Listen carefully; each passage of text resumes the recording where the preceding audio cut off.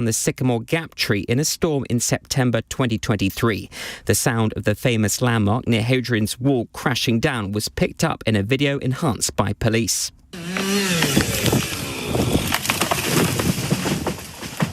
Daniel Grimm, who's 39, and 32-year-old Adam Carruthers were convicted in May of criminal damage. Prosecutors called their crimes a moronic mission. One of the defendant's lawyers had argued it was nothing more than drunken stupidity, which was dismissed by a judge.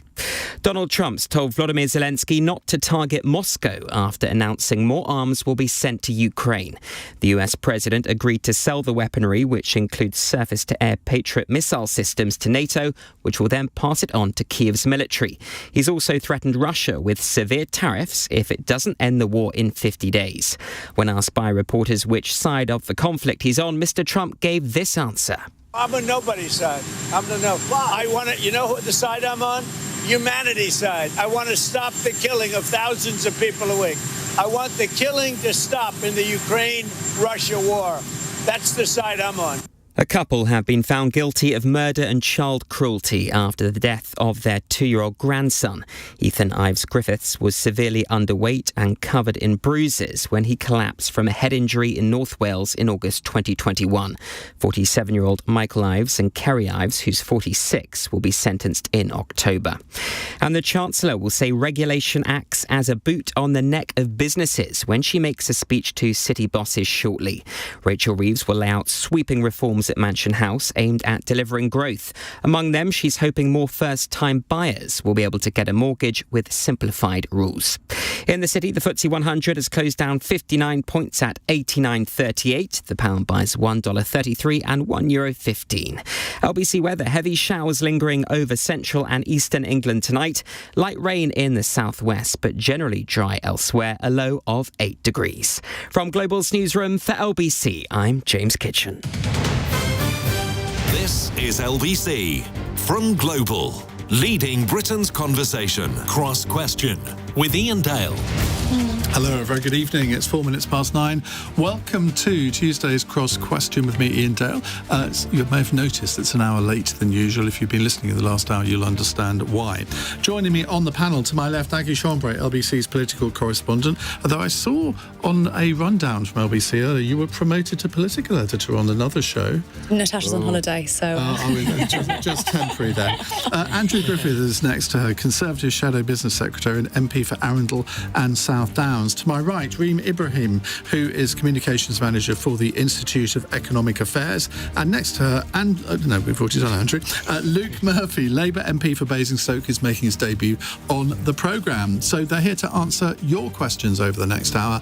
0345 6060 973. You can WhatsApp on that number as well. You can text 84850.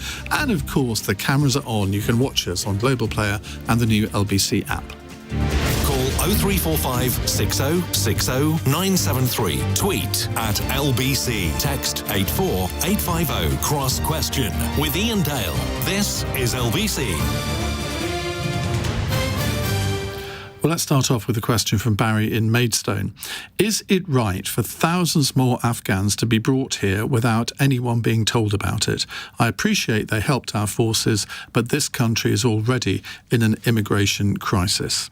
Well, this goes back to our 7 o'clock story where Lewis Goodall told us about the fact that he had been under a super injunction for 2 years, not allowed to report the fact that there was a secret scheme to bring more Afghans here without any parliamentary scrutiny because a Ministry of Defence official had mistakenly emailed a list of 18,000 Afghans who had helped British forces when they were there. Andrew Griffith.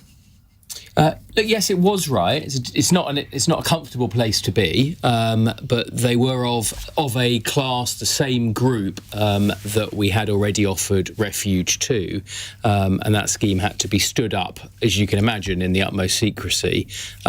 Clearly, it's not good when very, very sensitive information about people, their family and their children, who have probably saved Allied lives and put themselves at risk. You have to honour that compact. And I don't think it was fundamentally different from the Arab scheme and other Afghan schemes that were in the public domain. But clearly, there's still questions to be answered. I wasn't aware of the super injunction. I was aware in government of this issue and some of the remediations that needed to be put in place to protect people. I wasn't aware of the super injunction and that it had lasted so long. No, nobody was, because if Lewis Goodall had even told me, one of his colleagues, about it, he would have been in breach of it. And, well, in fact, and then if I'd told anybody of it, I would be in breach of it. But it wasn't even applied for by the then Conservative government. It was offered by a judge. Now, this is the sort of thing that we expect to happen in dictatorships, not democracies, isn't it? I want to be balanced about that. I mean, I'm not hugely comfortable with the state having secrets generally. We see again and again, you want transparency. That's how things like the Horizon, the blood scandal. So I'm not a believer in the omnipotent power of the state. But there have always been, as I understand it, not being an expert, there's always been D-notices. There's been some ways in which generally, and I hope it's for judges to decide, because they're the ones that sit there and see all of the information, if you can satisfy the burden of proof that something is genuinely protecting lives, protecting secrets of the state, that is always a long-standing feature. I hope that now this is in the public domain and shouldn't be a subject of partisan comment. I thought John Healey did a good job in the House today and did a decent job explaining what had happened and when. And I'm very comfortable that Parliament, as its oversight body, and if necessary the select committees or the Intelligence Committee, look now that this is in the public domain and it's been deemed that people are no longer at the same risk that they were, if there are any lessons to be learned. That's not a euphemism. I think we genuinely, this is pretty unprecedented. The idea, well, I hope it's unprecedented. I'm not aware of any precedents where sounds like an Excel file of 30,000 informers or people whose lives could be at risk was put into the public domain accidentally. That's not good for anyone. Luke Murphy. Well, I agree with much of what Andrew said, as John Healey set out earlier in the House. He and I think many people in Parliament would have been greatly uncomfortable with the idea that this information was not being shared with members of the public, the government, by the government, with members of Parliament and the press. But at the heart of this was a moral quandary as to whether you are transparent or and further put these people's lives at risk. My sister and brother-in-law both served in Afghanistan, and like many people listening to this programme who may have served themselves or whose brothers and sisters or other family members would have been assisted by some of the civilians and some of the military officers and army officers that would have been involved on the Afghan side. So it's right that we, as Andrew said, followed through, and I think on that moral duty, actually, that compact, they protected and supported us, and it's right that we do that in return. And clearly, the leak is absolutely unacceptable. I'm pleased that the government, after an investigation, has been now able to reveal the information to the public. But I think, in essence, the question was, do we uphold our moral duty to protect these people's lives?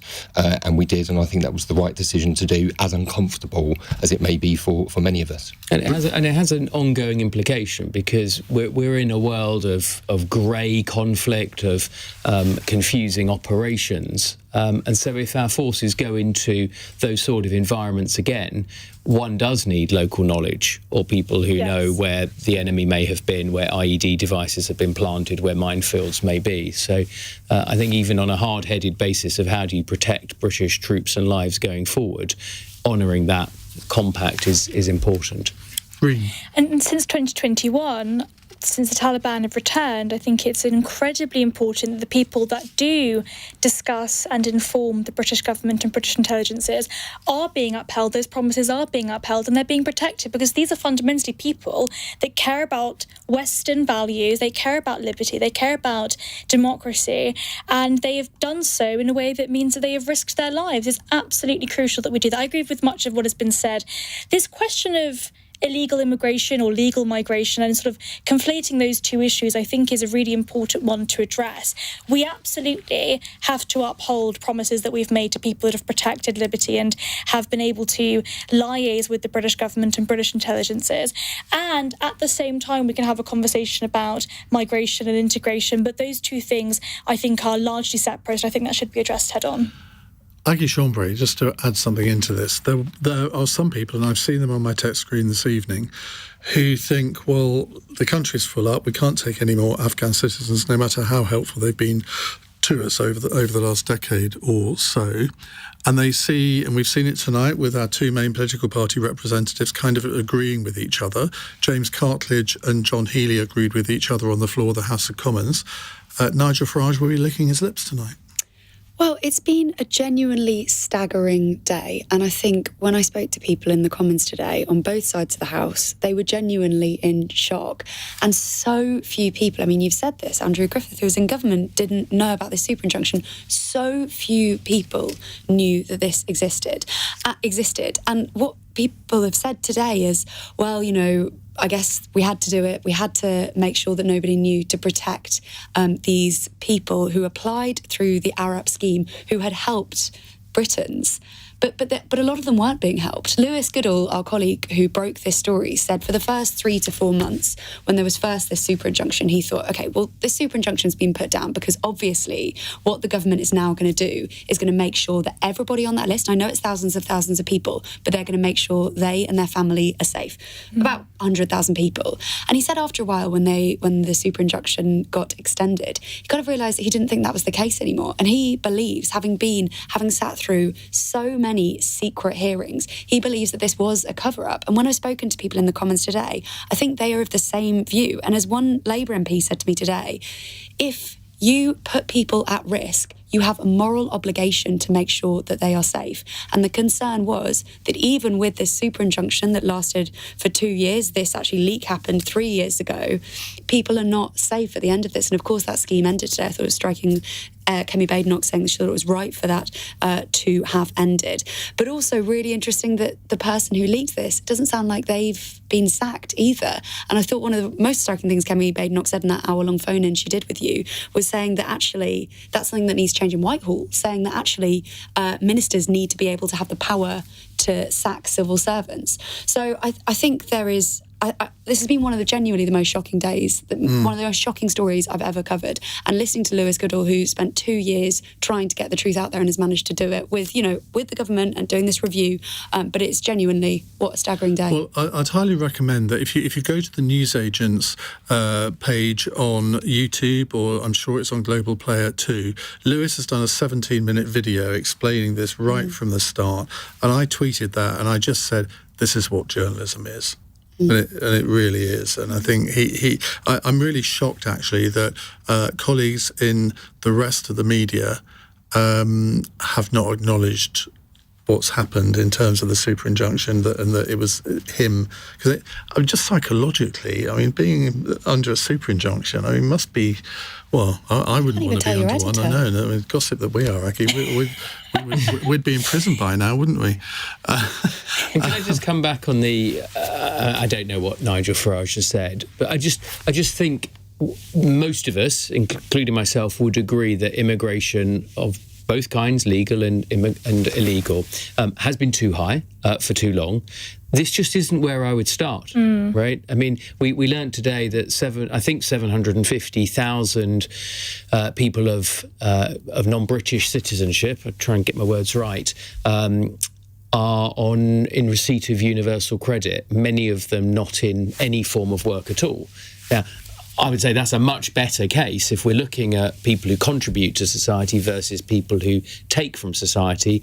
Let's dive into that. And no doubt that will be the subject of many of those people may have worked and may have paid into the system, so they might have every right to claim universal credit. Or perhaps the 10% of adults that aren't in work at the moment, I think. I mean, that was a conversation that you and Kemi both had in the last hour. Well, maybe we'll come on to that a bit later. Yes. Maybe there'll be some questions on that.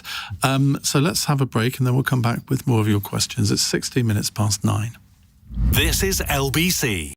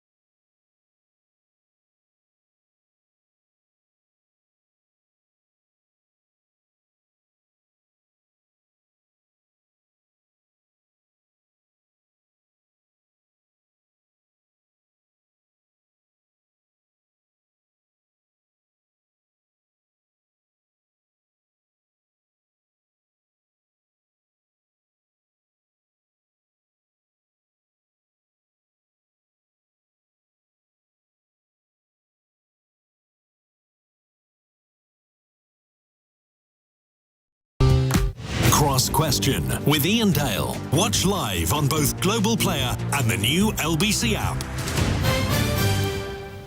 18 minutes past 9 on LBC. With us in the studio for Cross Question, we have Andrew Griffith, Conservative Shadow Business Secretary, Luke Murphy, Labour MP for Basingstoke, Reem Ibrahim from the Institute of Economic Affairs, and LBC's political correspondent, Aggie Chambré. Before we go to the next question, Aggie, I just want to ask you what you made of Kemi Badenoch's performance tonight. I think that was either the third or fourth time she's done an hour with me taking questions from listeners. What did you make of it? I think it's a really good format for her, actually. I think one of the criticisms of Kemi Badenoch is that she shoots from the hip, that she, says things she shouldn't. And actually, I think in a really comfortable hour-long phone-in, she comes across very well. So I think she should do that more. Hope she's still listening. But there were a few really interesting lines out of it. I mentioned just before the break about her comments on Afghanistan. Giving me a knighthood, who'd have thought? But I think, interesting on Afghanistan, she said that ministers should have the power to sack civil servants. And to me, that was the top line of the whole hour, actually, which she said in minute 3. So I'm thinking, I'm on a roll here. But she kind of said as well, they tried to get me, but they couldn't get me, when she was talking about when she was a Secretary of State. So I think you made a joke that she still has the scars on her back, but she sort of does something really sad. Did you find that, Andrew, when you were a minister, that there were times when you wanted to have the power over civil servants, but actually it's the permanent secretary that has the power? No, not really. Not in a structured way. We all have moments. I did find that in terms of arm's length regulators, because they're delivering, they're so involved in delivery, they're dealing with huge budgets, they're commanding and controlling vast parts of the economy. So I made no secret of the fact, for example, we've got Rachel Reeves doing the Mansion House tonight. I was heavily involved in city reforms. I was very frustrated with the Financial Conduct Authority. I thought they were pettifogging, they were risk averse, and for the economy, which one way or another politicians have to steer, I felt that they weren't responsive. My thing on civil servants is actually I blame the political leadership. Now, that won't be universal. You'll have bad apples in any barrel. But generally, I felt that if you gave civil servants, as a minister, a clear set of plans, you said what you wanted to hold them accountability for, you had milestones, they were more than competent and capable and responsive. But if you'd been delivery. Secretary of State for Defence and said to your permanent secretary, this person who mistakenly leaked these emails or emailed those details to someone else, you are going to sack them, aren't you? And the permanent secretary said, no, I think we'll move them to another department. What would your reaction have been? There is this wonderful concept in the civil service of being promoted up, promoted upwards, which I think we probably need to fix. Look, I don't know the facts of it. Well, you do? No, I don't. I don't know the facts. And in business, right, as a finance director, if someone who's very junior, and again, I just don't know about this, makes a mistake, then the response is not always capriciously to sack somebody. If one of your junior runners gives you the wrong piece of paper in front of you, Ian. There is a degree of mistake, but I did want to add, it does rather suggest that if someone was able to send a spreadsheet of that many thousand people over email, that maybe there was something wrong with the system in the department. Correct. So not knowing the detail, I think it's right that person is no longer in that particular job, from what I understand, but we don't know the full details. But clearly there was something wrong with the system. And I think John Healey made a throwaway remark in his statement that there were quite a few other sort of misdemeanors around that time of data being sent where it shouldn't. So I think that adds to what you're saying. And there are so many different aspects of this, where there are issues in the civil service, where there are so many different people that are making different mistakes, and there isn't that scrutiny, because fundamentally that's the way the civil service works. There isn't political scrutiny, whether you believe that's right or wrong. But what that does mean is, as Andrew said, there are so many different quangos and arm's length bodies that don't have the same democratic accountability as politicians do. Yeah. But there's a whole bunch of people we should fire. I don't want your listeners to think, oh God, they've all gone soft. No. They're all defending civil servants. We should definitely fire more civil servants than we do currently. You just got to be clear where accountability lies. Yes. The head of a quango that hasn't delivered, like our water regulator, for example, by all means, heads should roll. A bit of waterboarding, whatever. Talking about another sort of quango where heads might roll, it's the BBC. And Kemi, she was quite interesting on that, but slightly more nuanced than I was expecting her to be. Well, I thought she was pretty critical, actually. So I expect when you say to somebody, do you still have confidence in the BBC? And they are the leader of the opposition. I would expect them to say yes. She didn't say yes. She really didn't say yes. And you asked again. But she didn't say no either. She didn't say no, but I mean, that would be astonishing. The fact that she could not say whether or not she has confidence in the BBC, I think is pretty striking. Do you not? Well, I was expecting her to say no, if I'm honest, because there have been so many different scandals, mistakes certainly over the past few weeks, Questions of that bias. she could easily have done that. Now, she did explain why she wouldn't do that, but... Yeah, she said, there are sometimes when I watch a BBC documentary, I think it's astonishingly good, and there are other times when I watch a news report and I just think, how can this be allowed? So you asked as well, so if you were in power now, Tim Davie, of course, head of the BBC, would be safe in his job? She said, well, I'd be hauling him in for a load of questions. Which is what Lisa Nandy has done. Well, exactly. And then she sort of said, well, what's happened since? So she said she'd be talking to him and continuing to talk to him. But I think it is really quite something that she cannot say whether or not she has confidence in the BBC. She cannot say for sure whether or not Tim Davie would still be in his job. She is the leader of the opposition. She was in government less than a year ago. And also the question after, if you don't have, or you're not sure you have confidence in the BBC is, well, should the BBC still exist? And if not, what happens then? I thought the most shocking thing she said was that there are some presenters on LBC that she thinks are quite shocking. Who do you think she might have been referring to, Aggie? The other interesting thing she said was... I thought she almost accused, I'd be fascinated to hear what Andrew Griffith has to say on this, almost accused Sir Jake Berry of lying about the reasons that he's gone to reform. So basically saying, I don't know whether you heard, but basically saying the only reason that anyone's gone to reform, David Jones, Sir Jake Berry, is because they're looking at the polls. They're looking at the polls and they're thinking, okay, well, that's the only reason. And Ian really pushed her on it, and she said, Reform is not a centre-right party. I am making the Tory party more conservative. The reason people are jumping ship now is because of polling. They will go wherever the wind is. You're all looking at me now. Yeah, we are. Some divine insight into what people. We're just waiting for the sentence. I think Kemi is completely wrong. I mean, I don't talk about reform a lot. I talk about us and what we can do. But Kemi does talk about reform, doesn't she? I don't. It's not like a big political difference. It's just, I've got a big brief, business and trade. There's a lot of work to do to get people to be confident in our policies and platforms. We've got a whole bunch of policies. I wasn't a huge fan of everything we did in government, if I'm honest. What were we doing on renters reform and football regulators and all this sort of nonsense? And a lot of that legislation is still going there's through quite a lot. I've got quite a lot of. Sorry, Reem. I've just got quite a lot of work to do in the day job. And it doesn't surprise me that there's a lot of people discontent with our record in government. I mean, we learned that on the 5th of July was in a Spades. former chairman of the Conservative Party. I mean, you can't just sort of write that off as one of the unfortunate things that happen in politics. I mean, he was chairman of the party, not only, 3 years ago? It's definitely ideologically interesting, if you don't mind me adding, because Reform UK is sort of being presented as the more right-wing party, but on all of their economic policy, things like nationalising the steel industry, things like regulating energy, banning battery energy storage systems, a lot of the actual policy proposals they've come out with have actually been pretty big statist. Some of them increasing taxes, removing the cap on the two-child benefit cap.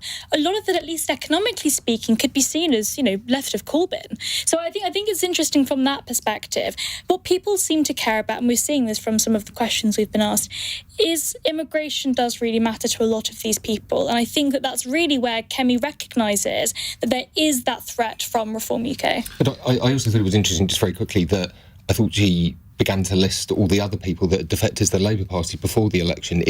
One observation I'd make is, if people are jumping off starboard and port, it does rather suggest that the ship is sinking. And people have defected from the Conservatives to all the other parties. Where are they now, I would ask? But anyway, that's... I got into great trouble the last time I said this, but I do think Reform's unique mix of nationalism and socialism is quite interesting. Oh, God. Let's just leave that one hanging, shall we? James says, is 4 years for cutting a tree down an appropriate sentence, or is it nostalgia and public outcry kicking in? Now, the two men convicted of criminal damage for cutting down the Sycamore Gap tree were both jailed for 4 years and 3 months today, and were each told they will serve at least 20 and a half months of those sentences in prison. Luke? I think many people will feel that kind of wanton vandalism, something that I think most people would treasure both locally and nationally, it is warranted. It's not for me to set the sentences, but I think it was very high up in the news. There was a lot of public concern over their action to do that. So I don't have any issue with that sentence being passed. It was a wanton act of vandalism that I think many people will feel was completely reprehensible and will deeply regret. It was something that was standing for a great deal of time. It much loved landmark that many people went to visit. And I think people would expect them to feel the full force of the law and a justifiable sentence. Leslie Neltham says, I always thought Iain Dale was fair and level-headed until he said that the idiots who cut down the trees should have their houses taken away. Well, I sort of exaggerated to make a point, but, I mean, Reem, do you think that a prison sentence is appropriate here, or should we not be able to find different forms of punishment that don't involve prison for people who, I mean, let's face it, they're not going to cut another one down, are they? Well, it's interesting. Well, indeed. When you look at the US, for example, a lot of these kind of cases are taken as a civil case. So things like a fine or maybe not taking away your house, but being forced to pay a substantial amount of money. It's interesting. I think what people are upset about is the seeming nature that there is different cases of justice for different people. The fact that somebody like Lucy Connolly got 31 months for a tweet, and somebody like this that's, broken down a tree has gotten 4 years, but then somebody else who was actually rioting around the Southport riots got less than the person that got into prison for a tweet. So I think the question really is about fairness and whether or not the sentences are in proportion to what they actually are. But also, crucially, prisons, I think, are there to take people that are dangerous away from society. I don't think this individual is as dangerous as some of the people that are walking freely on the streets currently. Can I just correct one thing? It wasn't just a tweet. If people were put in jail for just tweeting, we'd all be in jail. That is what Lucy Connolly got into prison for. No, it wasn't a tweet. It was a Facebook post. It was for what she wrote. It wasn't for the act of tweeting. It was a social media post. It was a social media post, but it wasn't. Do you think somebody needs to be in prison for 31 months for a social media post? Can we not get into Lucy Connolly? We have discussed this on the programme many times before. Yeah. But what I was referring to, I mean, restorative justice surely is important here. I mean, if they were sentenced to spend... Hang on a second, let me finish. If they were sentenced to 2 years planting trees every day of the week for 2 years, I would think most people would think, well, that's a really good way of punishing somebody. Aggie? Well, just quickly to Luke's point, I'm not sure that something being high up in the news should affect how long you're in prison. And I think it's just maybe worth reflecting on what you would normally get 4 years in prison for, because obviously this is quite an unusual crime. But if you get sentenced for 4 years in prison, you could have done something like a serious violent or sexual crime or certain terrorism offences too. So it's a substantial time in prison. And I think it's interesting because this obviously happens. They've been sentenced to 4 years, 3 months. At the same time, or very similar time, to Shabana Mahmood, the Justice Secretary, is basically trying to put fewer people in prison. Exactly. So as you say, there is a big question about what can be done, not necessarily taking away people's houses, potentially constitutionally difficult to do. That was an exaggeration. Just an idea, yeah. I withdraw that comment, but I think they should be planting trees. It was hyperbole, and unusually I committed hyperbole. Andrew? I'm in the same place you are. I mean, prison is, if nothing else, it's violently expensive. We don't have enough prison places. It should be to protect people from either reoffending or criminal offences, and find something useful for them to do. Bring back some orange jumpsuits, some leg shackles, and have people plant trees. I mean, that seems to me a perfectly sensible singing or whatever. I'm going to plant 2,000 trees. Yeah. On that note, should we go to the news before I commit more embarrassment? It's 9:32, and James Kitchen has the LBC News headlines. The Defence Secretary, John Healey, has told us that nobody has lost their job over a major MOD data breach putting thousands of Afghans at risk. The personal details of those seeking safety in the UK after supporting the British military were leaked, later appearing on Facebook. The MasterChef presenter, John Turode, says he'll watch the programme fondly from afar after being sacked. It's after an allegation he used racist language was upheld, something he insists he has no recollection of. And Donald Trump's told Volodymyr Zelensky not to target Moscow after announcing more more arms will be sent to Ukraine. The US president agreed to sell the weaponry, which includes surface-to-air Patriot missile systems, to NATO, which will then pass it on to Kiev's military. LBC weather, heavy showers lingering over central and eastern England tonight. Light rain in the southwest, but generally dry elsewhere, a low of 8 degrees. This is LBC.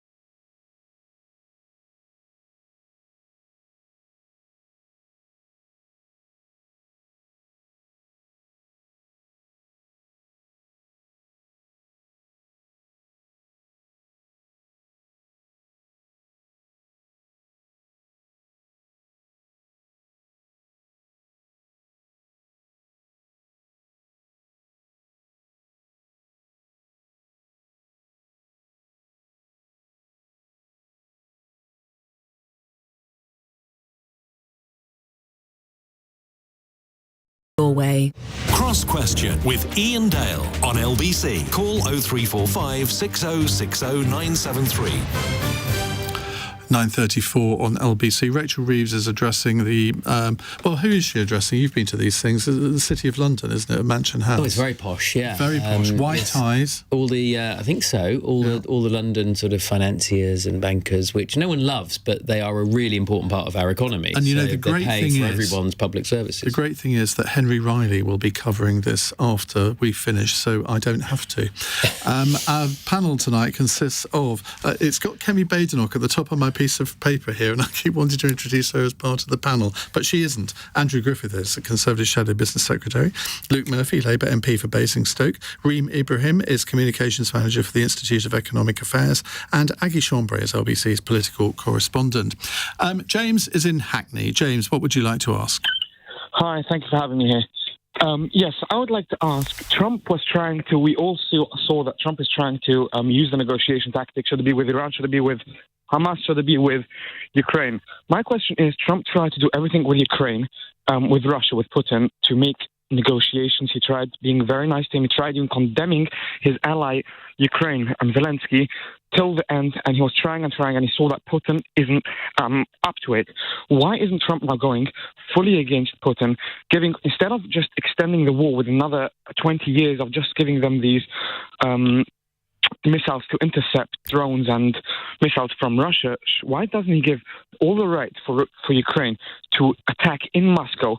He should attack fully, put pressure. And it's not just a conspiracy, because we saw what happened at the beginning, the end of 2024, when Ukraine was invading Kursk. We see that Ukraine does have the power to have put a strong pressure on Putin to go for a deal. So why isn't Trump going fully? Escalating the situation? It's not escalating the situation, because Putin is already doing for 3.5 years. He's trying to do anything and everything to end this war, and he can't. He's trying to do the most, so nothing can be escalated. OK, James, thank you very much for that. Now, of course, Donald Trump has ruled out providing long-range missiles to Ukraine and says Kyiv should not aim to attack Moscow, even though Donald Trump himself said that he could attack Moscow. It's bizarre. Adding that he's on nobody's side in the war. Instead, he says he's on humanity's side. Well, I guess we can all rest easy in our beds on that one. Luke? I think it's really important that we continue with our support for Zelensky and Ukraine. I think I don't think it's any surprise, actually, that Donald Trump has begun to realise that maybe Vladimir Putin is not the peacemaker that perhaps he perceived him to be originally. I think, well, indeed, there clearly is a side in this war. Ukraine's border is our border.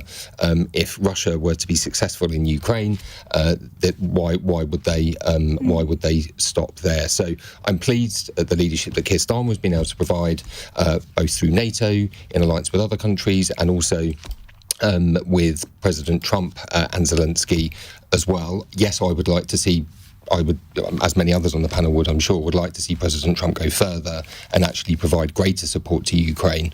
I think that's incredibly important, but I think this is a sign of, of course, I'm sure like others, I would have loved to have seen peace talks work if that had been on the basis of something that Ukraine and the people of Ukraine and Zelensky could accept, but that hasn't been possible, and therefore, it's right that we continue to provide that support to Ukraine. But I think the concern around Trump is, why is it up to the Americans always to decide and support areas in which there are those kind of difficulties? And I completely agree with you on Ukraine. I think that it's absolutely salient and paramount that we help those people, that Ukraine are ultimately victorious out of this. If we allow for the precedent to occur that, if you then invade a country and you aggressively try and seize land, then the rest of the international community will just say, well, you won the war, that's fine. What he has done is absolutely an aggressive and immoral attack. The question is it solely up to the Americans to then support the Ukrainians in their fight for liberation? Or should it be up to the rest of the world to then say, you know what, we're also going to help and support? And I think that's really where the sort of nuances of this conversation come into it.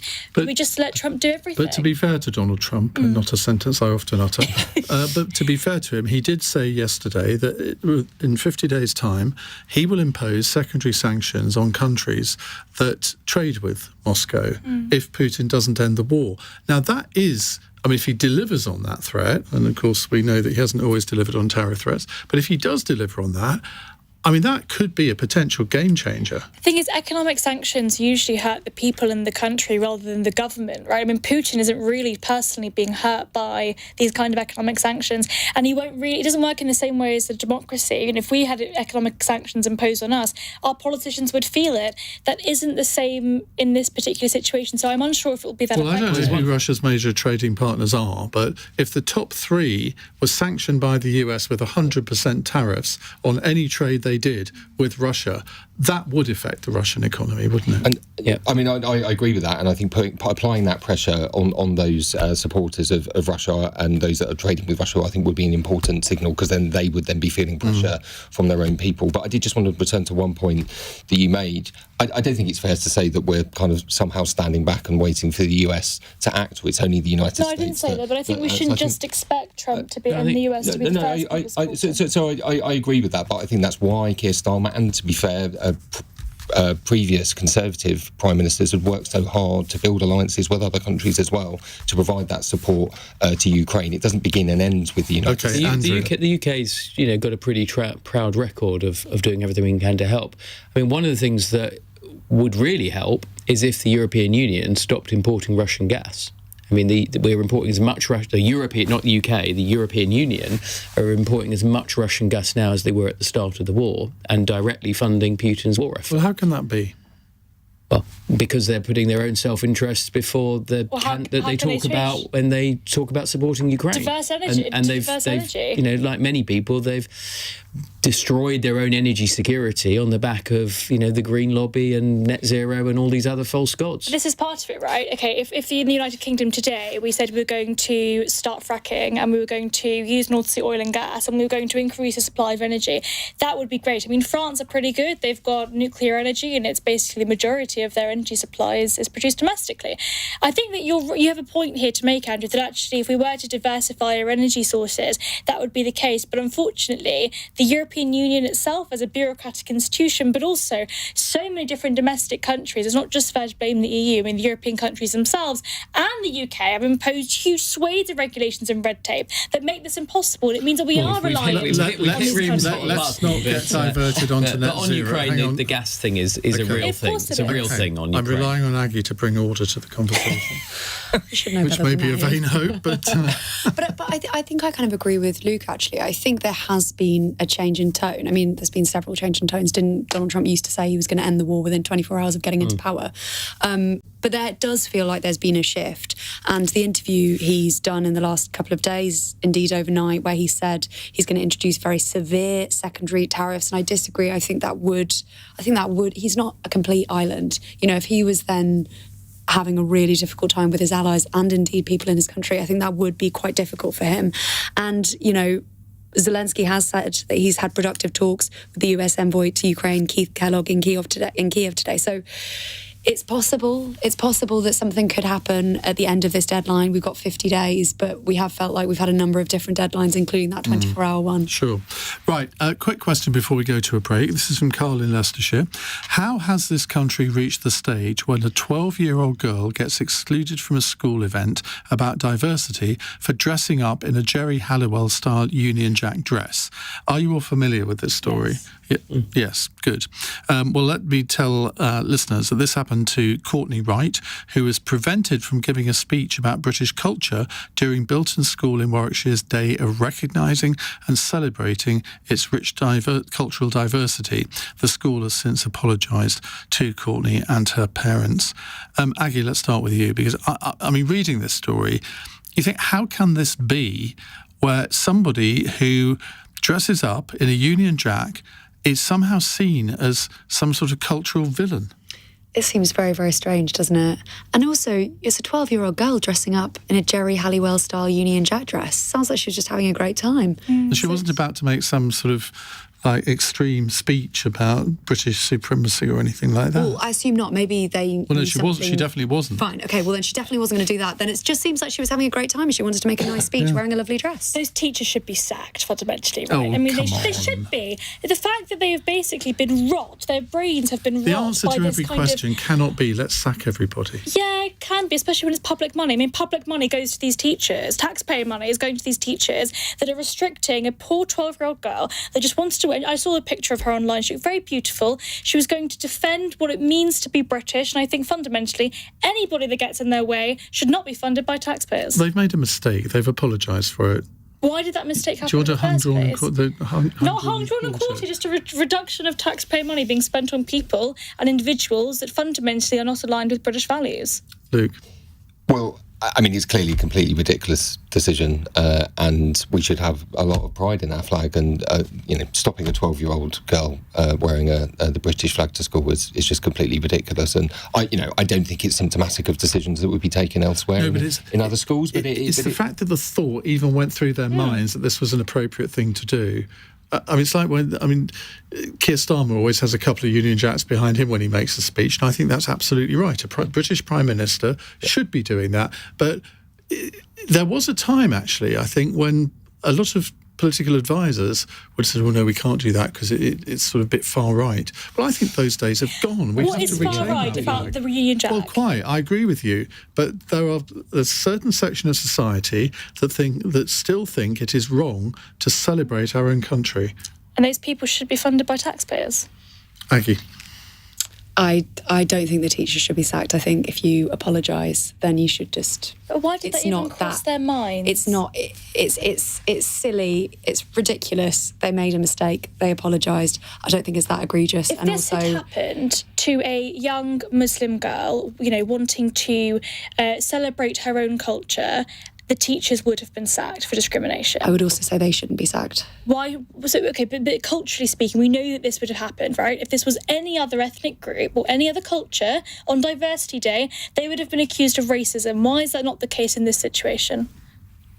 I find it pretty astonishing. I worry that it's the tip of the iceberg, that this is the one case we hear about, but we wouldn't have heard about lots of other cases if she wasn't 12 and it wasn't a Jerry Halliwell dress and whatever.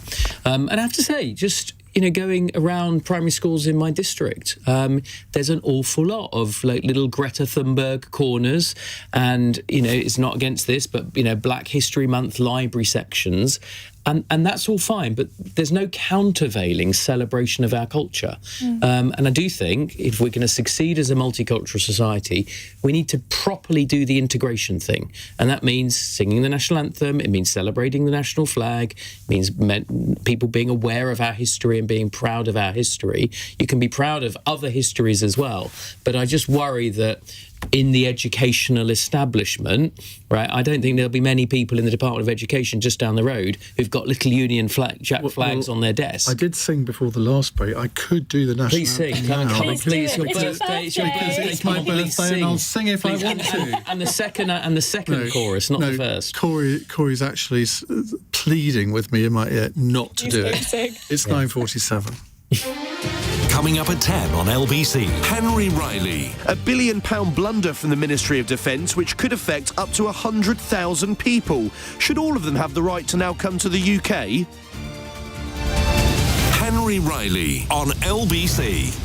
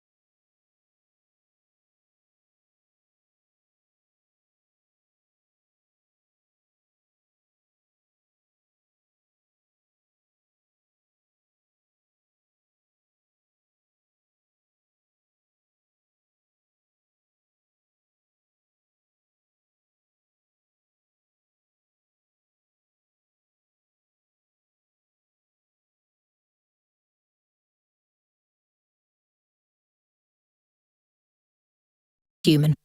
Cross Question with Iain Dale on LBC. Text 84850. Andrew Griffith, Luke Murphy, Reem, Ibrahim, who Reem and I have just discovered that we're somehow related. We are related. Obviously, rather Middle distantly. Eastern. Mashallah, because brother. I am 11.5% Middle Eastern, according to 23andMe.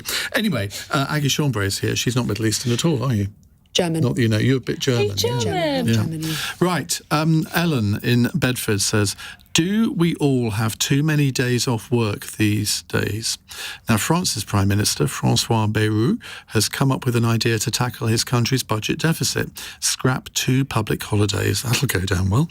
The days in question would be Easter Monday and also the day in early May when France marks the anniversary of the end of the Second World War. France has 11 public holidays each year, compared with 8 in England and Wales, 9 in Scotland and 10 in Northern Ireland. I think I'm right in saying that Germany, as I seem to remember when I lived there, had way more than France. I think Germany has about 18. But somebody can fact check Do they that ever for do me. any work? I think they celebrate all of the different religions. They So you do. get all They the Catholic celebrate ones all and of the the- Protestant all of the ones, saints' and then days. some bonus ones. And the Day of German Unity was always celebrated. Right, do we have too many days off work in this country? Yes. Aggie, Well, given that you have more days off than anybody else in the company. I take my allotted holiday, and I think anyone that doesn't is an idiot. I was about to say that this is a terrible idea, and then I found out that France has 3 more days off than we do, public holidays. So now I think that is way too many, and they should definitely get rid of them. I mean, 11 does seem a bit excessive, doesn't it? That's what? 1 almost every month. Well, if you add it to, well, apparently Germany only has 9 public holidays. Well, I'm sure when I lived there it had more than that, or it seemed Maybe to you were anyway. taking additional holidays. Well, possibly I was, I don't know. Oh, some states have more, says Corey. But most people have more than 20 days holiday. Most employees have more than that nowadays, don't they? I think it kind of ranges between 20 and Because civil 35. servants get more than the rest of us, don't they? Do they? Yeah. They get 2 days off where we get 1, generally. What's they get 40 days off a year? I don't know what the amount is. I think it probably varies from department to department, but a lot of them get a day off extra for some bank holidays. Andrew is nodding, so I know I'm right. But why? Andrew? I'm not sure why. I mean, I'm not sure. I think, I think they get a Queen's birthday or something. There are some extra entitlements. But do you think we should get rid of that? Definitely. I mean, that would increase productivity, wouldn't it, if we abolished a couple of public holidays? No. This is all anti-joy. No, I think we've got a decent balance. And look, and also up to a certain point. Look, we have a wonderful hospitality industry in this country. I mean, I represent a rural constituency, lots of events, and I think we've probably got about the right balance. If you're worried about productivity, there's a gazillion things we could get into, including the use of IT in the public sector and the lack of reform and lots of other things. I don't think we should be so anti-joyous as to reduce the number of bank holidays. Spread them out a bit more. I mean, have one in the autumn. I mean, they all seem to come thick and fast, don't they? I'm sounding old now. Thick and fast at the beginning of the year, and then there's just nothing from August onwards. You're just waiting till Christmas. Yeah. Debbie says the public holidays here in France are taken as they fall. If it's on a Sunday and you're off, tough. Luke? Well, I don't think anyone would want to lose their public holiday here to a Sunday, so I'm not sure about that. I'm not sure anyone can really claim that our problem is that we don't have enough sort of holidays. I think people, in general, people across the UK are working incredibly hard. Some are working 1 or 2 or 3 jobs just to make ends meet. And some people aren't working very hard. The 10% of the population are out of work benefits. So that's a slightly different discussion. Those people aren't working very hard. I agree that we absolutely need to have a programme to get people back to work. But maybe we should have an extra bank holiday to celebrate the great Sir Iain Dale's birthday. Who knows?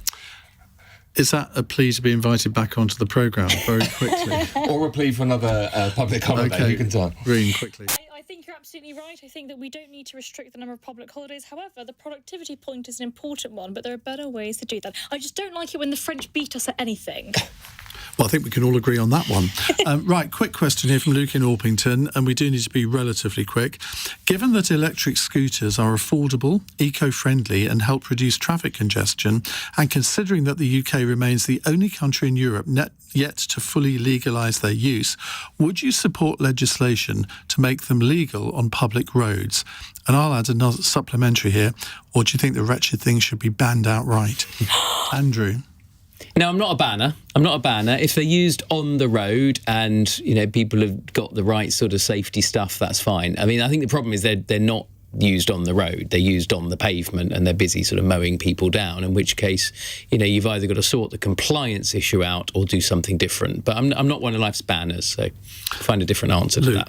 Yeah, I get lots of emails from constituents who are really concerned about the number, and it's about the behaviour and how they're used. So I think they need to be properly regulated, but they're here, and I think they're here to stay, and I think we should make sure that we properly regulate them, but banning them, I wouldn't be in favour of them, although, many constituents may favour that approach.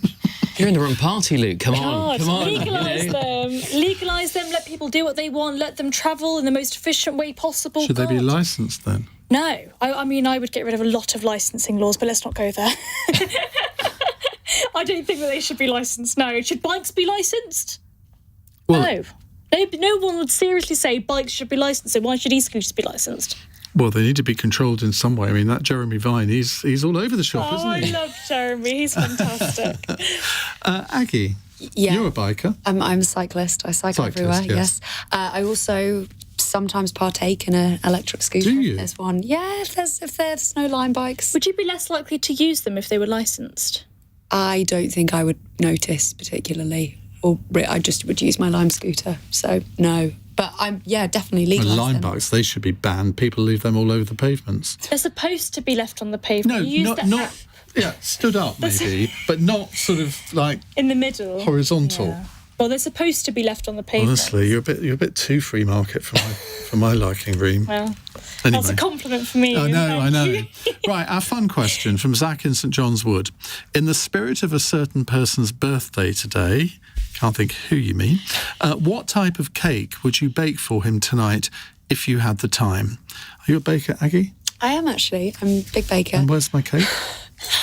You did tell me in the break that you've been banned from bringing a cake for me, which I think is outrageous. That's the reason. And I should be having a word with the person from management who instructed you on this.